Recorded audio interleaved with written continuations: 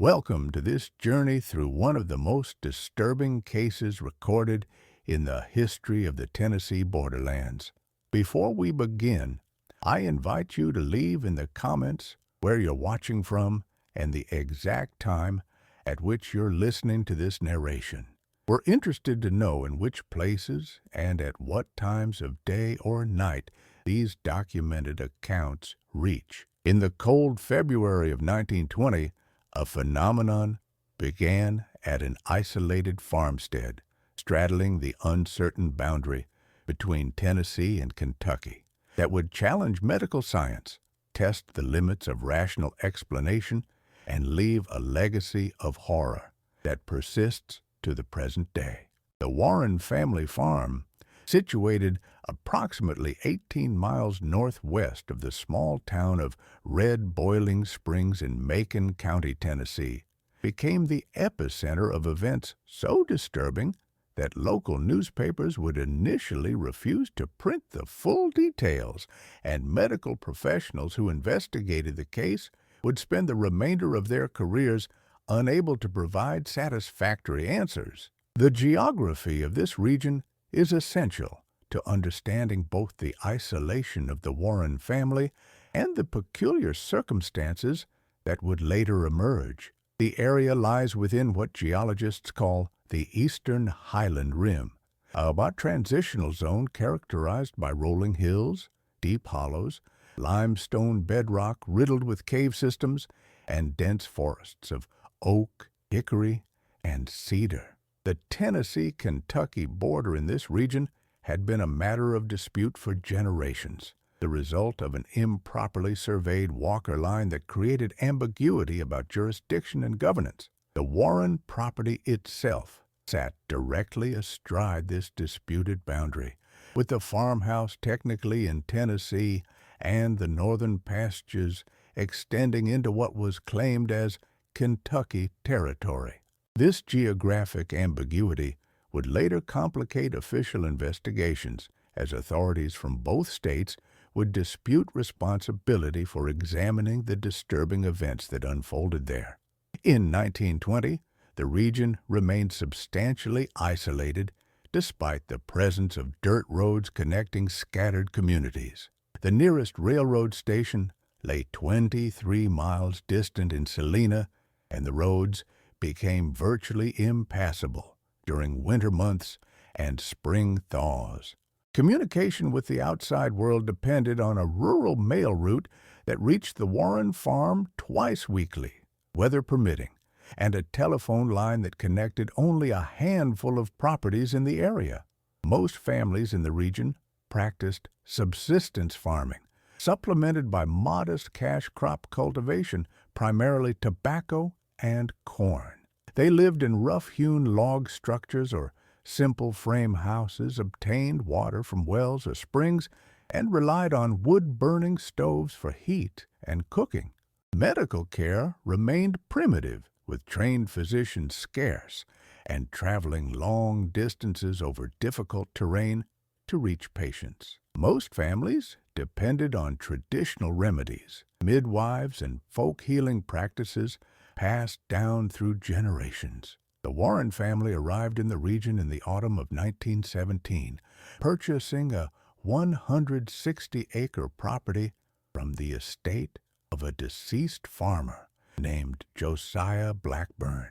The family consisted of Heinrich Warren, a man of 42 years who had immigrated from the German-speaking region of Switzerland in 1903, his wife Margaret, aged 37, and of Scottish-Irish descent from eastern Kentucky, and their three children, Elizabeth, 14 years old, Thomas, 11, and young Catherine, who was 7. Heinrich Warren possessed an unusual level of education for a frontier farmer, having studied natural philosophy and geology at a technical institute in Zurich before emigrating. He had worked as a surveyor for mining companies in eastern Kentucky before purchasing the Tennessee borderland property. Local residents remembered him as a tall, lean man with penetrating gray eyes, sparse brown hair, and a thick accent that marked him as foreign. He spoke precisely and formally, maintained a library of perhaps 200 volumes in both German and English, and demonstrated particular interest in the limestone geology and extensive cave systems that honeycomb the region. Margaret Warren had been raised in the isolated valleys of eastern Kentucky, the daughter of a Presbyterian minister who had served scattered congregations throughout the mountains. She possessed a practical competence typical of frontier women, skilled in food preservation, textile production, herbal medicine, and the countless tasks required for household self-sufficiency. Neighbors who knew her before 1920 described her as a capable, somewhat reserved woman, devoted to her children and supportive of her husband's scholarly interests despite their financial struggles. She maintained a kitchen garden of impressive productivity and had earned modest income by selling preserves and medicinal herb preparations to families throughout the area. The three Warren children attended the one-room schoolhouse, located approximately 4 miles from their farm, when weather and farm duties permitted. Elizabeth, the eldest, had inherited her father's intellectual intensity and her mother's practical capabilities. She read voraciously from her father's library and assisted with teaching her younger siblings. Thomas displayed a more typical boyish nature, interested in hunting, trapping, and exploring the woods and caves that surrounded their property.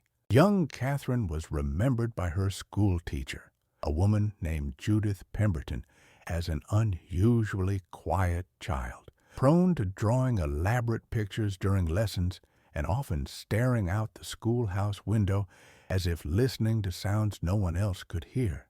In a diary entry dated November 1919, Pemberton noted that Catherine had asked her whether walls could feel pain, a question the teacher found peculiar enough to record, though she thought little of it at the time.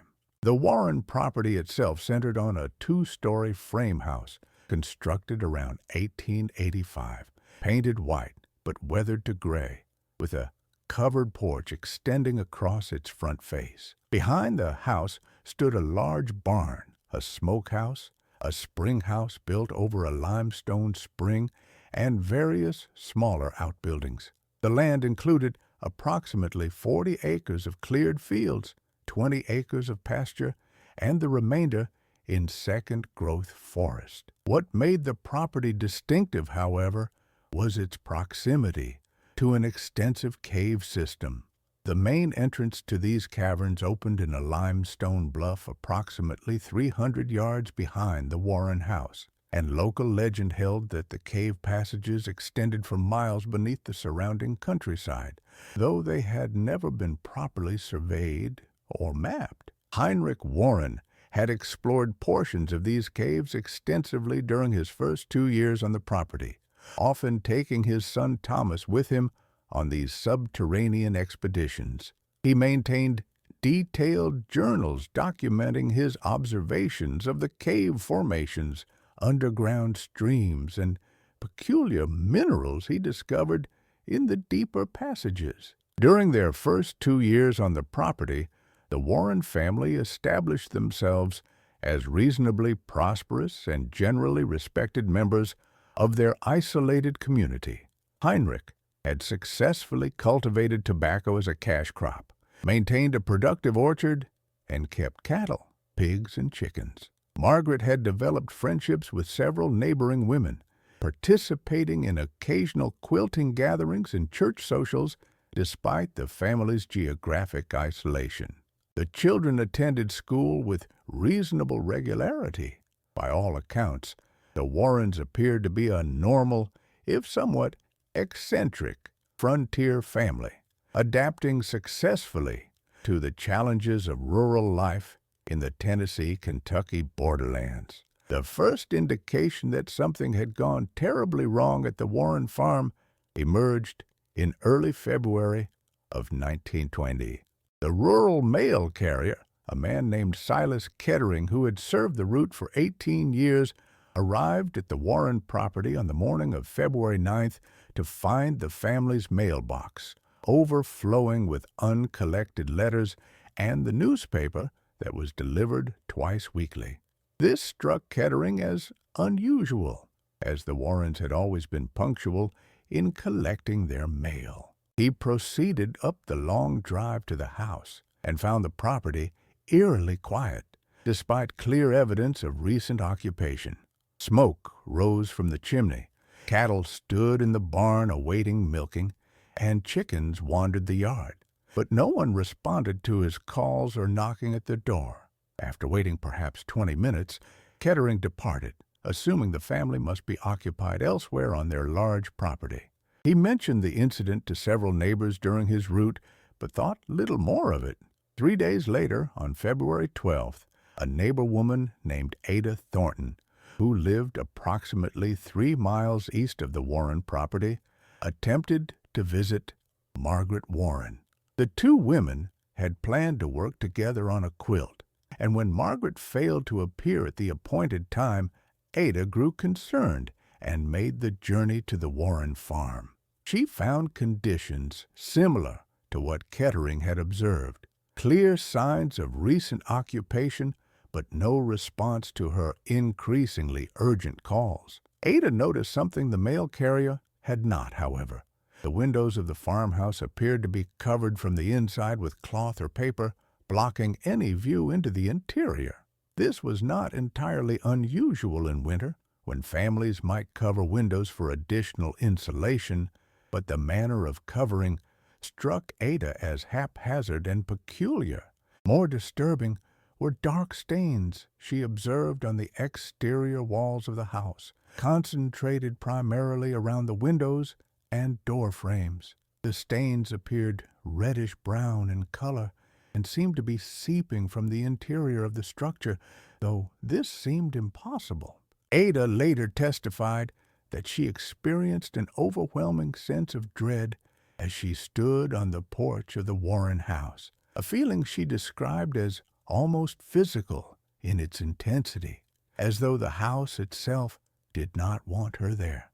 Ada Thornton departed the Warren property and immediately traveled to the farm of her husband's brother, where she insisted the men ride to the county seat in Red Boiling Springs to summon the sheriff. By nightfall on February 12th, Sheriff Coleman Richter, accompanied by 2 deputies and several armed neighbors, arrived at the Warren farm. What they discovered there would be documented in official reports, newspaper accounts, medical examinations, and witness testimonies. Yet despite this extensive documentation, no fully satisfactory explanation for the Warren farm horror has ever been established. Sheriff Richter, a veteran of the Spanish-American War and a lawman of 20 years' experience, later stated in his official report dated February 15, 1920, that approaching the Warren house produced an immediate sense of wrongness that affected every man in the party. The house appeared structurally sound, but the dark stains Ada Thornton had noticed on the exterior walls had spread considerably even in the few hours since her visit. These stains covered substantial portions of the white-painted wooden siding, concentrated most heavily around the windows, doors, and at the corners of the structure. The stains had a wet, glistening appearance despite the cold February temperature, and their color ranged from dark crimson to brownish black. When Richter touched one of these stains, his fingers came away damp and sticky with a substance that appeared to be blood, though considerably more viscous than normal blood, and with a peculiar metallic odor that several witnesses compared to rusted iron or copper. The sheriff and his deputies found the front door of the house unlocked. When they pushed it open, the interior of the Warren home presented a scene that would haunt every man present for the remainder of his life. The walls of every room in the house were literally running with blood. Dark rivulets of the substance streamed down the interior walls, pooling on the floors, soaking into the wooden floorboards, saturating rugs and furniture. The volume of blood visible in the house far exceeded what could possibly be contained in human bodies, yet its source remained completely inexplicable. The blood appeared to be seeping directly from the walls themselves, emerging from the painted plaster surface as if the walls were living tissue secreting the fluid from thousands of invisible pores. In some areas, particularly in the upstairs bedrooms, the blood flow was heavy enough to create actual streams running down the walls and forming pools several inches deep on the floor. More disturbing than the blood itself was the complete absence of the Warren family. Their belongings remained in the house. Clothing hung in wardrobes, dishes sat on the kitchen table as if a meal had been interrupted. Henrik Warren's extensive library remained on its shelves, though many of the books were now thoroughly soaked with blood. The beds appeared to have been slept in recently, with sheets and blankets pulled back as if the occupants had simply risen and walked away. But of Heinrich, Margaret, Elizabeth, Thomas, and Catherine Warren, there was no trace whatsoever. They had vanished completely from their bleeding house. The sheriff's party conducted an exhaustive search of the house, barn, outbuildings, and surrounding property. They found the livestock neglected but alive, suggesting the family's disappearance had occurred within the past few days at most. In Heinrich Warren's study, they discovered his journals documenting his cave explorations, with the most recent entry dated February 6, 1920.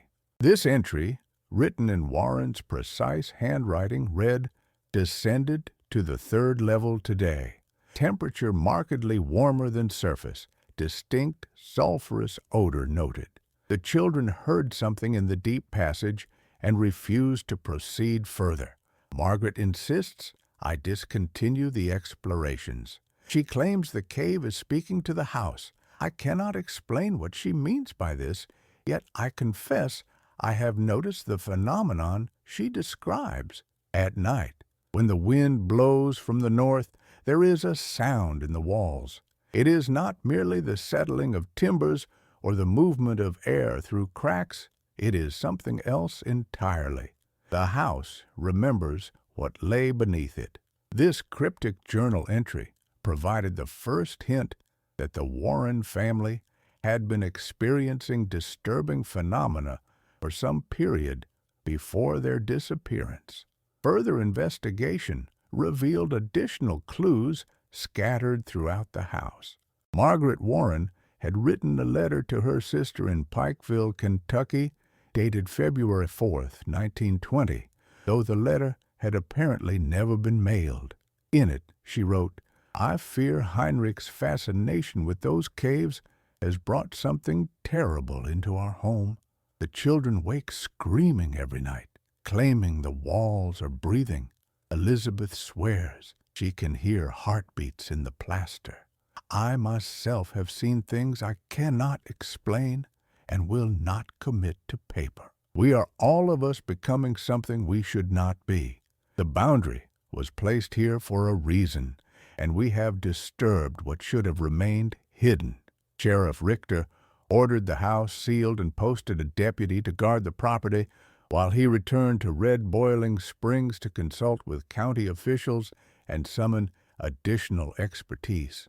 The story of the bleeding house and the missing Warren family spread rapidly throughout the region, and by mid-February, newspaper reporters from as far away as Nashville and Louisville had arrived to investigate. The Red Boiling Springs Sentinel published its first account of the case on February 18, 1920, under the headline, "Mysterious Disappearance at Border Farm. House Discovered in Gruesome Condition."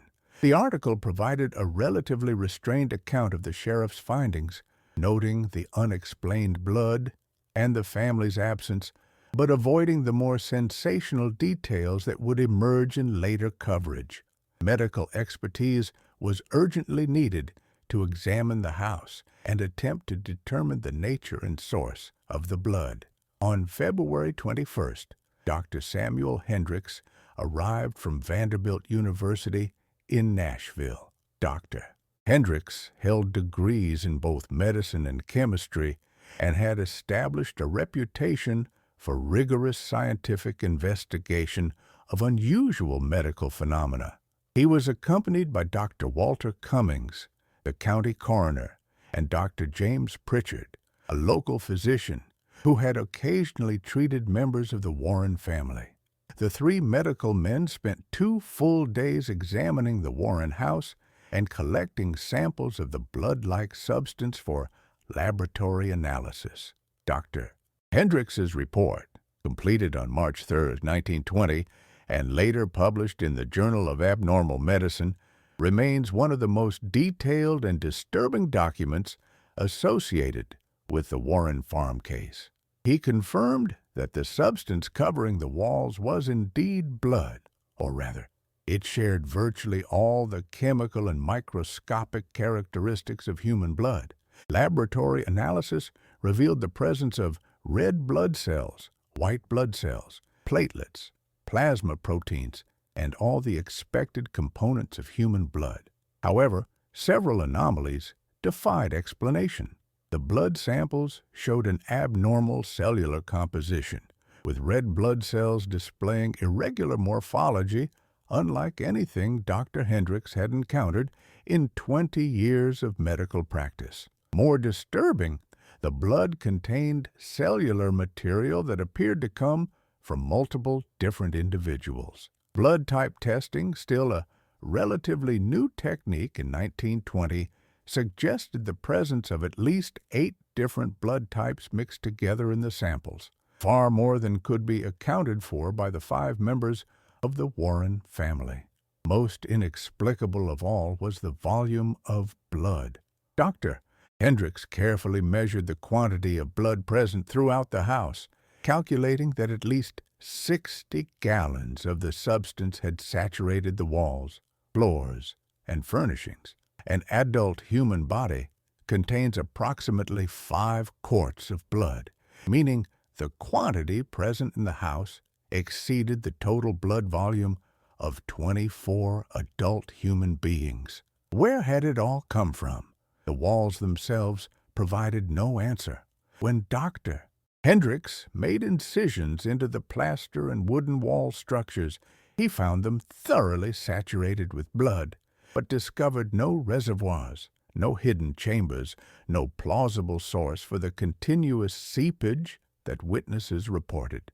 The blood simply appeared to be emerging from the material substance of the walls themselves, as if the house had developed a circulatory system and was now bleeding from thousands of invisible wounds. Even more disturbing were Dr. Hendricks' observations of the blood's behavior. Unlike normal blood, which would coagulate and dry relatively quickly, the blood in the Warren house remained liquid and continued to seep actively from the walls throughout the period of his examination. In his report, he noted, "The substance appears to possess properties that prevent normal coagulation. Additionally, I observed that the rate of bleeding varied in different rooms and appeared to intensify during evening hours. Most troubling, in certain locations, particularly in the upstairs bedroom occupied by the Warren children, the blood appears to move in patterns inconsistent with simple, gravity-driven flow. I observed streams of blood moving upward along walls, and in one instance, blood flowing across a ceiling in defiance of natural law. I can offer no rational explanation for these observations, which were witnessed by multiple, reliable witnesses and cannot be attributed to optical illusion or measurement error. While medical investigators examined the house, law enforcement officials expanded their search for the missing Warren family. Sheriff Richter organized search parties that combed the surrounding forests and fields, looking for any trace of the family's whereabouts. Particular attention was paid to the extensive cave system behind the Warren house, as Heinrich Warren's journals had documented his deep interest in and frequent exploration of these caverns. On February 26th, a party of men experienced in cave exploration, led by a limestone quarry foreman named Joseph Blackwell, descended into the cave system to search for the missing family. The searchers documented their findings in reports that combined conventional cave descriptions with increasingly disturbing observations. The main cave entrance opened into a large chamber, approximately 40 feet in diameter, with a ceiling that rose to 25 feet at its highest point. From this chamber, multiple passages extended deeper into the earth, some narrow and requiring crawling, others wide enough for a man to walk upright. The searchers found clear evidence that the Warren family, or at least Heinrich and his son Thomas, had explored extensively in these caves. They discovered survey markers Heinrich had placed, scraps of rope tied at regular intervals to assist navigation, and even a small cache of supplies including candles, matches, and surveying equipment stored in a waterproof box. Approximately 600 feet from the entrance following the largest passage, the search party discovered something far more disturbing. The walls of the cave in this section were covered with drawings, hundreds of them, scratched into the limestone surface with sharp stones or metal implements. The drawings depicted human figures, or what appeared to be human figures, though rendered with disturbing distortions. Some showed people with multiple limbs or heads or bodies merged together in impossible configurations. Others depicted what might have been buildings or houses, but with anatomical features, windows that appeared as eyes, doors that resembled mouths, walls that looked like skin. Still others showed cave passages that seemed to be drawn as blood vessels or intestines, as if the caves and the human body were somehow equivalent or interchangeable.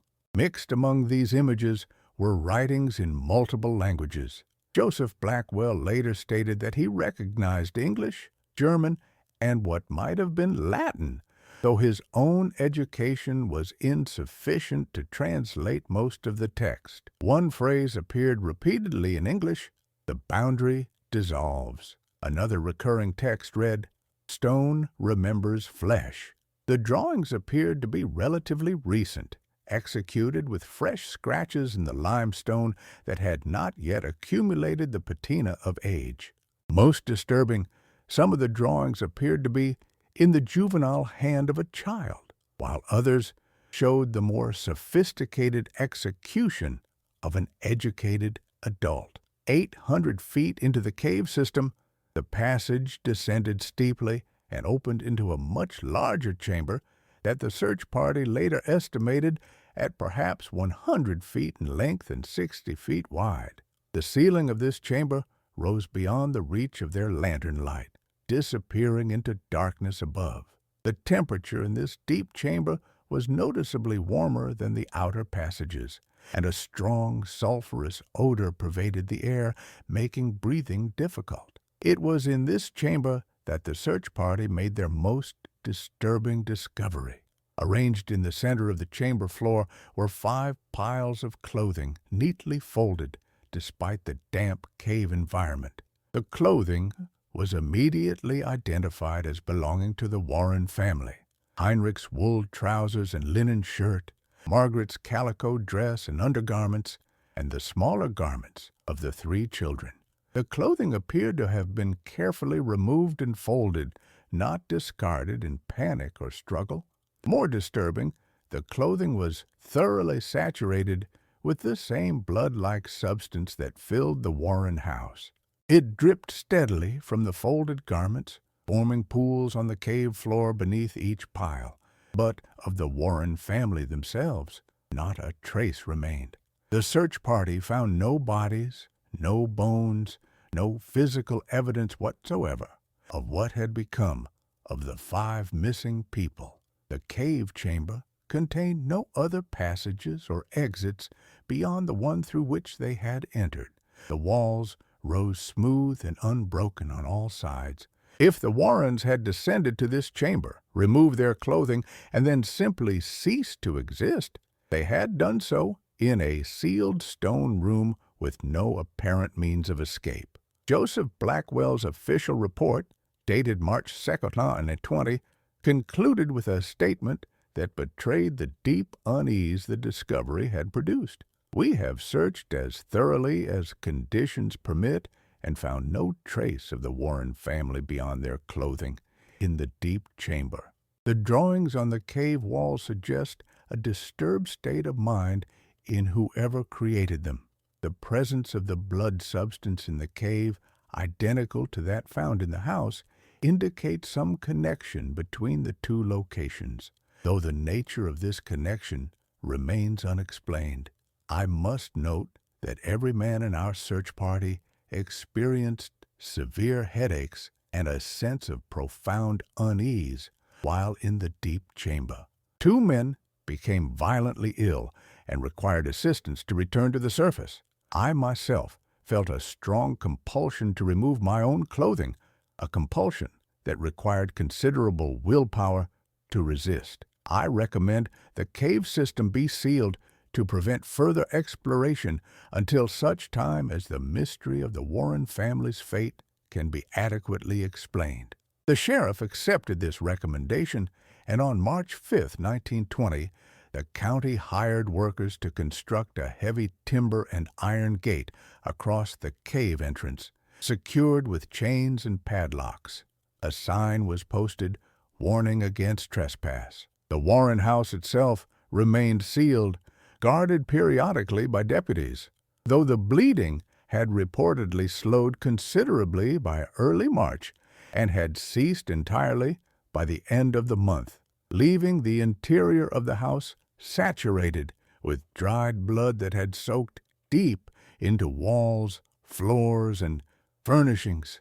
Official investigation into the Warren case continued sporadically throughout 1920 and into 1921, though no new evidence emerged to explain either the family's disappearance or the phenomenon of the bleeding house. The Red Boiling Spring Sentinel published periodic updates on the case, noting that authorities had contacted law enforcement agencies throughout Tennessee, Kentucky, and neighboring states, but no one matching the description of the Warren family members had been located, alive or dead. The March 15, 1920 edition included an editorial speculating on various theories, including murder, though this raised the obvious question of what had become of the bodies and how to explain the bleeding house. Other theories included mass suicide in the caves, though again no bodies had been found, or that the family had somehow fled the property and assumed new identities elsewhere, which failed to account for the abandoned clothing and the disturbing cave drawings. More sensational theories appeared in newspapers further afield. The Louisville Courier-Journal published an article on March 22, 1920, suggesting supernatural explanations, referencing local legends about the Tennessee-Kentucky border region being a place where the veil between worlds grows thin. The article mentioned Native American stories about certain caves in the region being portals to the underworld, and claimed that early settlers had reported similar mysterious disappearances in the area during the previous century. The Nashville Tennessean took a more skeptical approach, suggesting in an April 3, 1920 article that the entire affair might be an elaborate hoax perpetrated by the Warren family themselves for reasons unknown, though the newspaper acknowledged the difficulty of reconciling this theory with the physical evidence and the testimony of reliable witnesses. As spring advanced into summer and no breakthrough emerged in the case, public interest gradually waned. The Warren property stood abandoned, the house sealed and slowly deteriorating, the fields growing wild with weeds, the livestock having been sold at auction to satisfy outstanding debts and taxes. The cave entrance remained secured behind its gate and chains. The case became one of those unsolved mysteries that small communities carry in their collective memory, discussed occasionally but never resolved, gradually acquiring embellishments and distortions as it passed into local legend.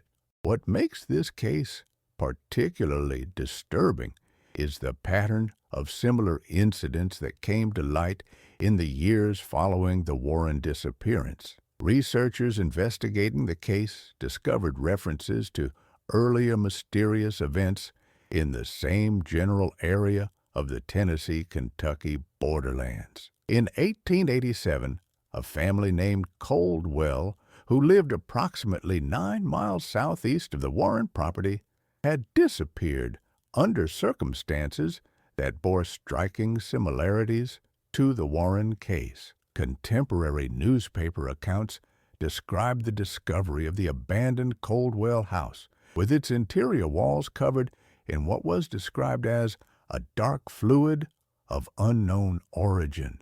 The family of 6 had never been found, and the house had eventually burned in a fire of uncertain origin in 1891.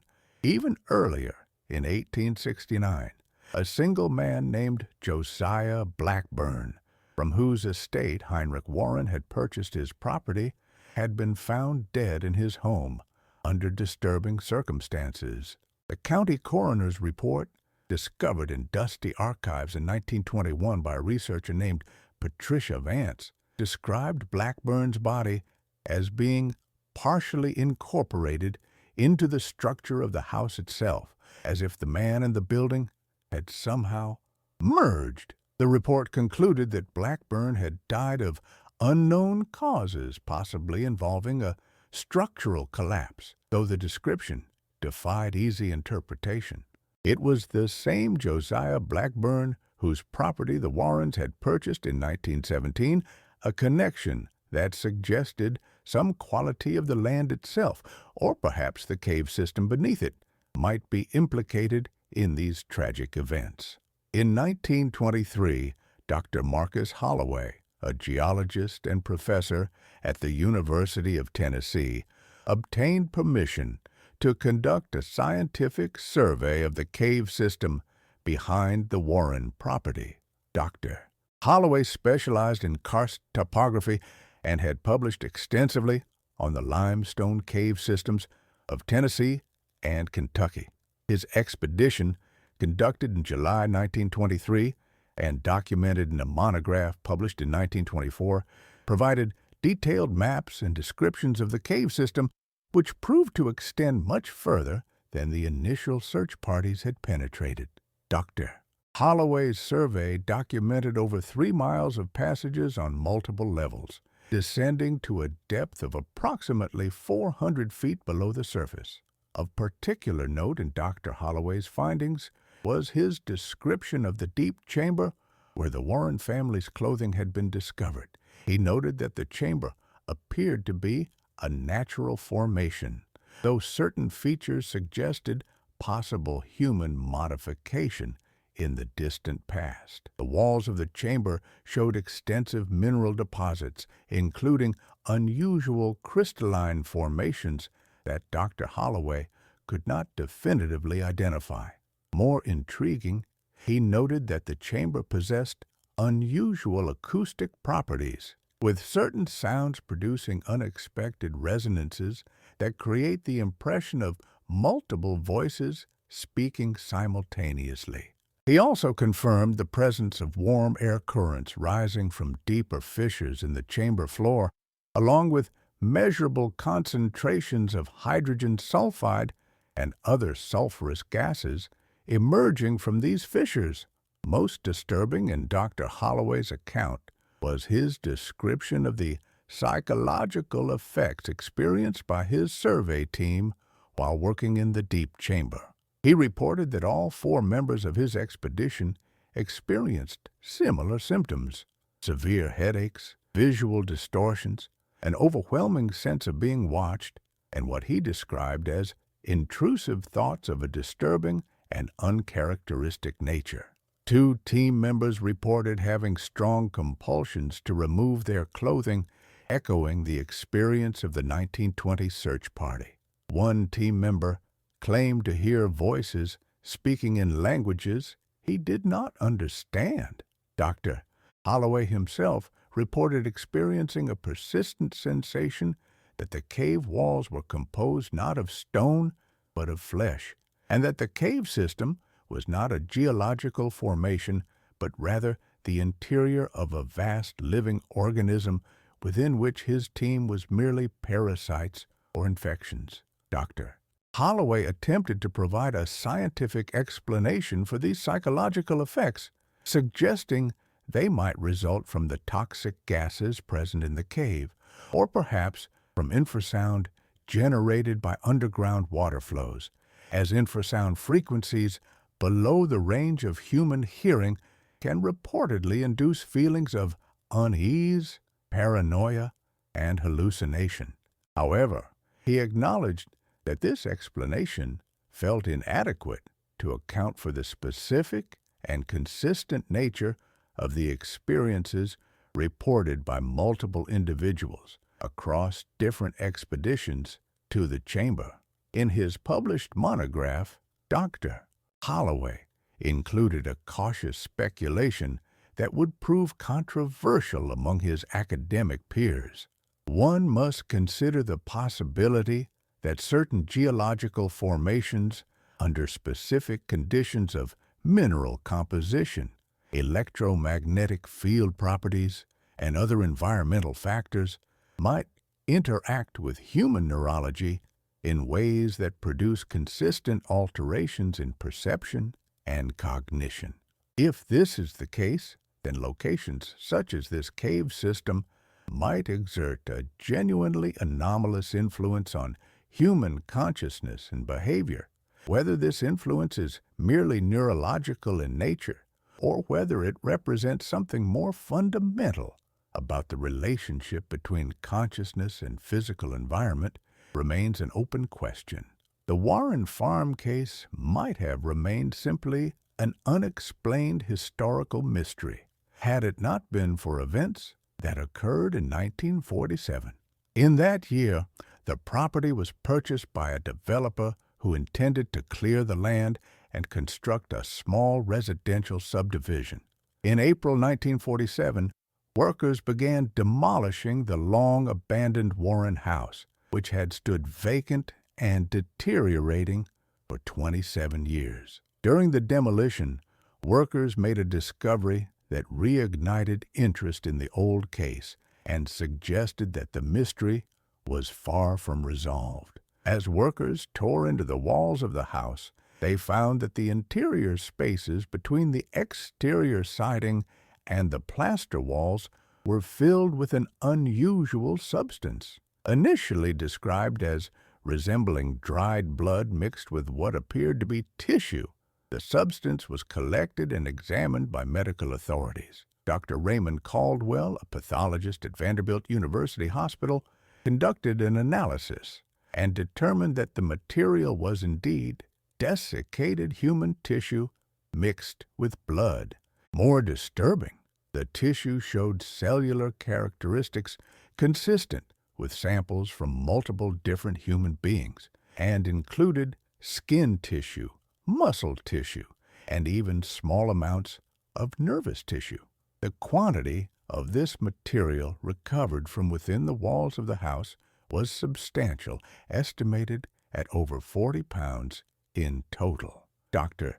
Caldwell's report, dated June 1947, noted that the tissue appeared to have been deliberately spread throughout the wall spaces of the house, as if someone or something had systematically introduced human biological material into the structure of the building itself.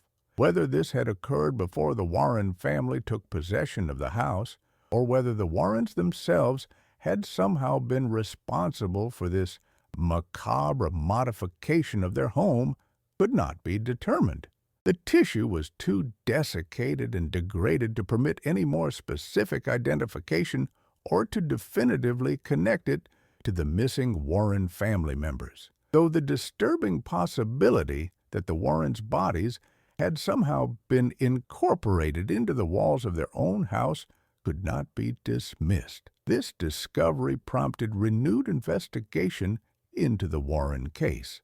A journalist named Robert Keene, writing for the Nashville Tennessean, conducted extensive research into the affair, interviewing surviving witnesses and examining archived documents. His series of articles, published in October and November 1947, brought the case back to public attention and introduced a new generation to the mystery of the Bleeding House and the vanished family. Keene located and interviewed Ada Thornton, then 73 years old, who vividly recalled her visit to the Warren house in February 1920 and confirmed all the details of her earlier testimony. He also tracked down Joseph Blackwell, the cave explorer who had led the search for the Warren family. Blackwell, then 68, spoke reluctantly about his experiences in the cave, admitting that he had never returned to any cave since that day in 1920, and that he continued to experience nightmares about the deep chamber and the folded clothing they had found there.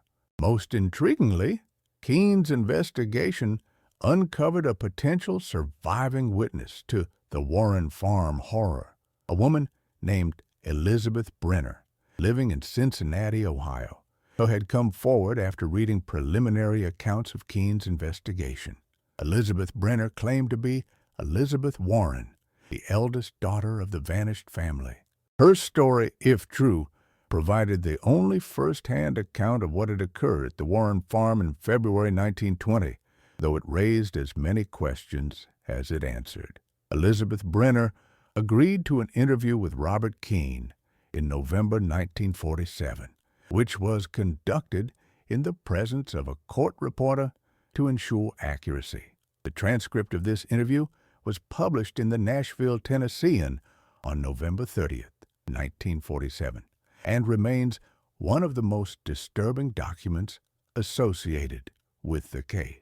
Brenner, who was 41 years old at the time of the interview, provided documentation that supported her claim to be Elizabeth Warren, including a Bible with family birth records and a photograph showing her at age 13 with her parents and siblings, a photograph that was confirmed to match one found in the Warren house in 1920.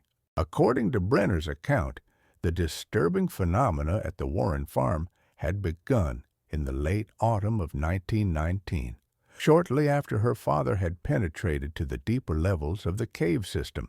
She stated that her father had become increasingly obsessed with the caves, spending hours each day exploring them and filling journals with observations that grew progressively more cryptic and disturbing.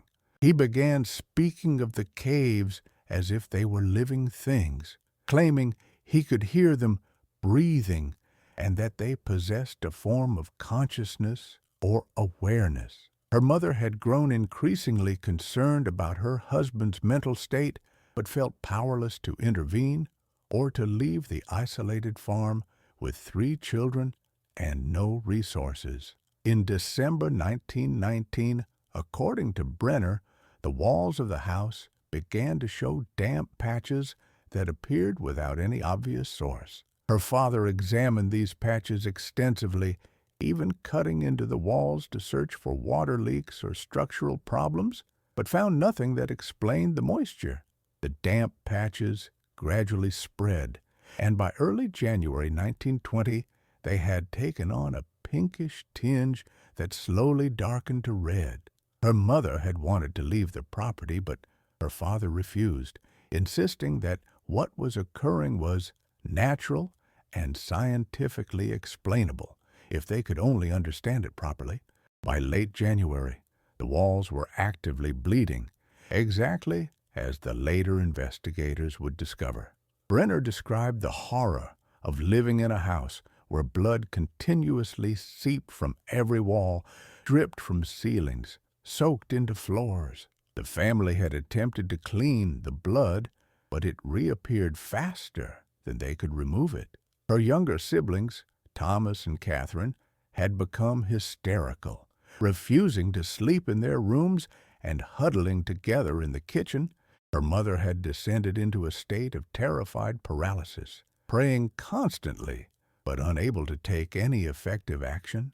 Most disturbing in Brenner's account was her description of the psychological changes that had overcome her family during those final weeks. She claimed that all of them, herself included, had begun to experience what she called the merging.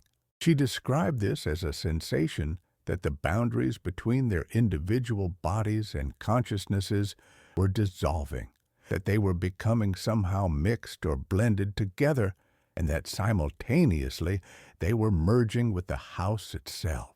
She reported experiencing her siblings' thoughts and emotions as if they were her own, and feeling the house's structure as if it were an extension of her own body. She claimed she could feel the blood flowing through the walls the way one feels blood flowing through veins, and that the house's suffering, for it was suffering, had become indistinguishable from the family's own suffering. On the night of February 5, 1920, according to Brenner's account, her father had insisted that the entire family descend into the caves with him. He claimed that the caves held the answer to what was happening, that they could reverse or complete the process by going to the deep place where the boundary dissolves. The family, in their disturbed and desperate state, had complied.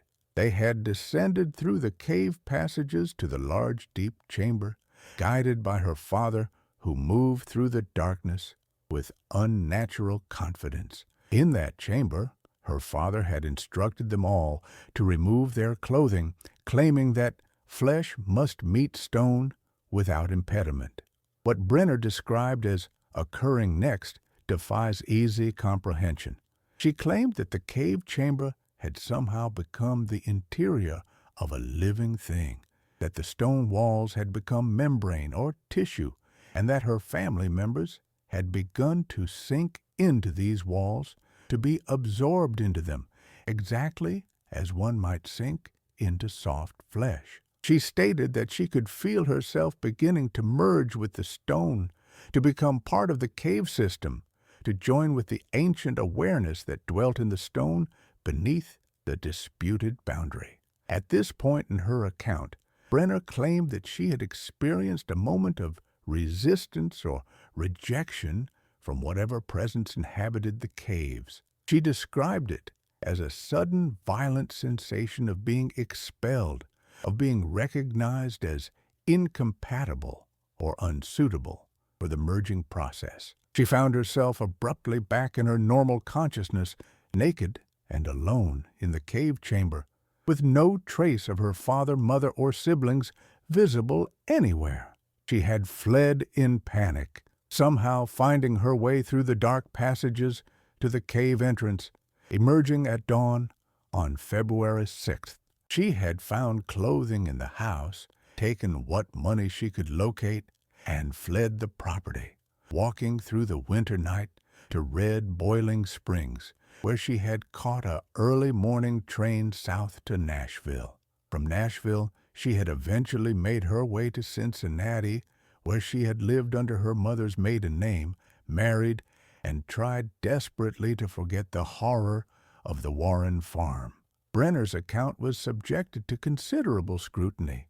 Skeptics noted that it had taken her 27 years to come forward, that she provided no proof of her survival beyond documents that might have been forged or stolen, and that her story included elements that seemed impossible or delusional. Supporters pointed to the precise accuracy of verifiable details she provided about the Warren property, the family members, and events in early 1920, details that would have been difficult for an impostor to know. Medical examination confirmed that Brenner was approximately the right age to be Elizabeth Warren, though this proved little. Ultimately, authorities could neither definitively confirm nor refute her claimed identity. Perhaps most disturbing, if Brenner was indeed Elizabeth Warren and her account was truthful, it suggested that the other 4 members of the Warren family had somehow been absorbed into or incorporated within the geological structures beneath their farm, that they had literally merged with stone and earth in a process that violated every principle of biology and physics. The discovery of human tissue within the walls of the Warren house might support this interpretation, suggesting that the process Brenner described had begun with the house itself, serving as a transitional zone or intermediate stage in some impossible transformation. In the years following the publication of Brenner's account, several researchers attempted to investigate the Warren case more thoroughly. In 1953, a team of parapsychologists from Duke University's Rhine Research Center visited the site and conducted what they called a comprehensive paranormal investigation of both the remains of the Warren property and the sealed cave system. Their report, published in the Journal of Parapsychology in 1954, documented various anomalous measurements they claimed to have recorded, including unusual electromagnetic fields, temperature variations that defied normal explanations, and what they interpreted as evidence of psychic residue from traumatic events. Mainstream scientists dismissed these findings as methodologically flawed and interpretively biased, and the Rhine Center's investigation failed to provide any definitive answers about what had occurred at the Warren farm. In 1967, local authorities agreed to permit a final comprehensive exploration of the cave system before permanently sealing it. A team led by speleologist Dr. Martha Eisenman conducted a week-long expedition in October of that year using modern equipment and documentation techniques unavailable to earlier explorers. Dr. Eisenman's team mapped over 5 miles of passages and descended to a depth of nearly 500 feet below the surface. Their findings, published in the National Speleological Society Bulletin in 1968, documented a cave system of extraordinary complexity, including several large chambers, multiple underground streams, and unusual mineral formations. Of particular note, Dr. Eisenman's team relocated the deep chamber where the Warren family's clothing had been found in 1920 and confirmed many of the details reported by earlier explorers, including the unusual warmth, the sulfurous odors, and the disturbing psychological effects experienced by visitors to the chamber. The team reported that the walls of the chamber showed what appeared to be veins or vessels of a different mineral composition running through the limestone, creating patterns that bore an unsettling resemblance to biological circulatory or nervous systems. Chemical analysis revealed these veins contained unusually high concentrations of iron compounds and trace amounts of organic matter, whose origin could not be determined. Most disturbing, Dr. Eisenman's team reported finding additional drawings on the chamber walls that had not been documented in earlier explorations. These drawings appeared to be recent, executed within the past few years, rather than decades earlier. They depicted human figures in various stages of what might be interpreted as transformation or dissolution, along with text in English reading, "Others have come," and "The boundary remains thin." How these drawings came to be in a chamber that was supposedly accessible only through a sealed and guarded cave entrance remained unexplained. Dr. Eisenman noted in her report that local residents claimed to have seen lights in the caves on certain nights, and that several persons had reportedly disappeared in the general vicinity of the Warren property over the years, though these disappearances had never been thoroughly investigated or connected to the cave system. Following Dr. Eisenman's expedition, authorities decided to permanently seal the cave entrance not merely with a gate, but by collapsing the entrance passage entirely using controlled explosives. This sealing was carried out in November 1967. The property above, what remained of the Warren farm, was purchased by the state of Tennessee and incorporated into a state forest, with the area around the old house site designated as prohibited to public access. Official signs now mark the area as dangerous due to unstable ground conditions and potential cave collapses, though some researchers have suggested this explanation serves primarily to discourage curious visitors drawn by the dark history of the location.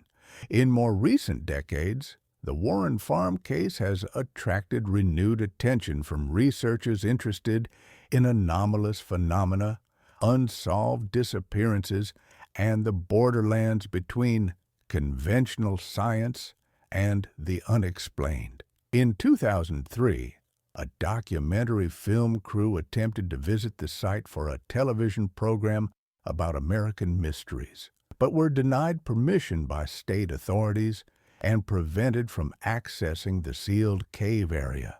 In 2011, a book-length treatment of the case by historian Dr. Vernon Castellano examined all available documentation and witness testimony, ultimately concluding that the Warren Farm horror represents a genuine anomaly that resists all conventional explanation while simultaneously lacking sufficient evidence to support any particular unconventional explanation. Perhaps most intriguing are recent developments that suggest the mystery may not be entirely historical. In 2019, a group of cave explorers conducting a survey in a different cave system approximately 12 miles northeast of the former Warren property reported discovering a passage that their mapping suggested should connect to the sealed Warren cave system. These explorers reported finding clothing in a deep chamber of this newly explored cave, clothing that appeared to be of early 20th century vintage and was saturated with a dried substance resembling blood. State authorities intervened before the explorers could document their findings thoroughly, and the new cave system was also sealed. Officials stated that the sealing was necessary for public safety, but provided no additional explanation. Local residents in the region continued to report occasional strange phenomena that some believe may be connected to whatever lies beneath the Tennessee-Kentucky borderlands. Stories circulate of hikers who vanish for days and return with no memory of where they have been, of unexplained lights visible from the ridges at night, of entire families who abruptly abandon their homes and disappear without explanation. Whether these contemporary accounts represent genuine mysteries, misunderstandings of mundane events, or the persistence of legend and folklore inspired by the Warren case, cannot be easily determined. What remains certain is that in February 1920, a family of 5 disappeared from an isolated farm in the Tennessee-Kentucky borderlands under circumstances that have never been adequately explained. Their house was found literally bleeding, saturated with blood whose source and nature defied medical science. The family's clothing was discovered in a deep cave chamber, but their bodies were never found. Years later, human tissue was discovered incorporated into the walls of their house in a manner that suggested deliberate placement or some impossible process of transformation. A woman who may or may not have been the eldest daughter of the family provided an account of events so disturbing and impossible that it challenges the boundaries of credible testimony. Multiple theories have been proposed over the past century to explain the Warren Farm horror. Skeptics have suggested elaborate hoaxes, though the motivation remains unclear and the physical evidence difficult to reconcile with fraud. Others have proposed that the family fell victim to some form of collective delusion or psychosis, perhaps induced by toxic gases from the cave system or by contaminated water, and that they died or fled in their deranged state. With the blood and tissue in the house resulting from violence, the deluded family members inflicted on themselves or each other. More exotic theories invoke unknown geological or biological phenomena, perhaps some form of organism or mineral formation that could interact with human physiology in unprecedented ways. The most disturbing theories, unsupported by science but persistent in popular accounts, suggest that certain locations on Earth possess properties that allow for impossible transformations, that the barriers between categories of existence, between stone and flesh, between individual consciousness and collective awareness, may under specific circumstances become permeable or collapse entirely. The Warren Farm case remains officially unsolved. The 5 members of the Warren family are still listed as missing persons, though no realistic hope remains of finding them alive more than a century after their disappearance. The cave system, where their clothing was found, remains sealed beneath the Tennessee forest. The site of their house, where blood once streamed from walls and human tissue was discovered mixed into the structure itself, is now merely a slight depression in the forest floor, marked by a few moss-covered foundation stones. The disputed boundary between Tennessee and Kentucky runs through this location still, though the states long ago resolved their territorial disagreements. Yet the question persists. What happened at the Warren Farm in February 1920? Where did Heinrich, Margaret, Elizabeth, Thomas, and Catherine Warren go? What was the nature of the phenomenon that caused their house to bleed? What dwells in the caves beneath the Tennessee-Kentucky borderlands? And most disturbing of all, could it happen again? To this day, researchers debate whether the Warren case represents an unsolved crime, a psychological or medical mystery, an elaborate historical hoax, or something far stranger that touches on aspects of reality we do not yet understand and perhaps should not seek to comprehend. The evidence exists, documented in medical reports, sheriff's investigations, newspaper accounts, scientific studies, and witness testimonies. The facts are not in dispute, only their interpretation and meaning. Something terrible occurred at that isolated farm, straddling an uncertain boundary. Something that left blood where no blood should have been, caused a family to vanish without trace, and embedded human tissue in the walls of a house, as if the building itself were consuming its inhabitants. The Warren Farm case stands as a reminder that despite our confidence in scientific understanding and rational explanation, there remain pockets of genuine mystery in the world, events that resist easy categorization, phenomena that challenge the boundaries we have established between the possible and the impossible. Whether the explanation for what occurred at the Warren Farm lies in undiscovered science, in the limitations of historical evidence, or in possibilities that lie beyond the scope of current human understanding, remains an open question that continues to disturb those who examine the case carefully. The forest has reclaimed the Warren property now. The sealed cave beneath holds whatever secrets it chooses never to reveal.